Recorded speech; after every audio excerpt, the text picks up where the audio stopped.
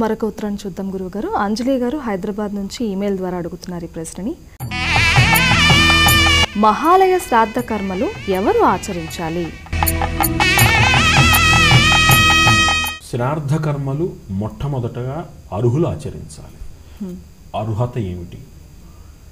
తల్లి తండ్రి ఉన్నవారు కొన్ని పనులు చేయరాదు. వారిని జీవపితృకలు అంటారు. తండ్రి ఉన్నవారు కొన్ని కార్యక్రమాలకి అర్హత లేనివారు. ఆబ్దీకాలు కానీ వేరే ఇంకెవరికైనా సరే సంస్కారము చేయాలన్నా కానీ ఇంకెవరిదైనా పిండ ప్రదానాలు చేయాలన్నా కానీ తండ్రి కలిగిన వారు పనికిరారు.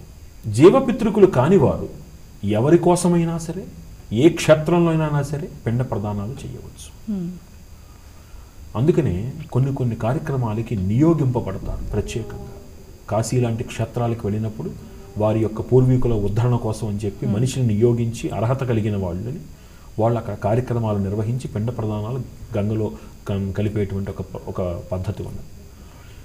నిజానికి ఇది కాశీలో వాటిలో కంటే కూడా పితృక్షేత్రముల యందు పిఠాపురం పాదగయ క్షేత్రం, గయ శిరోగయ క్షేత్రము, గుజరాత్లో ఉన్నటువంటి సిద్ధపూర్ మాతృక్షేత్రము, బృందావనం ఇత్యాది నాసికా త్రయంబకేశ్వరం ఇత్యాది క్షేత్రాలలో పెట్టేటప్పుడు అర్హత కలిగిన వాళ్ళు ఎవరికైనా పెట్టవచ్చు. ఇందాక చెప్పానుగా, ఎవరికైనా పెట్టవచ్చు.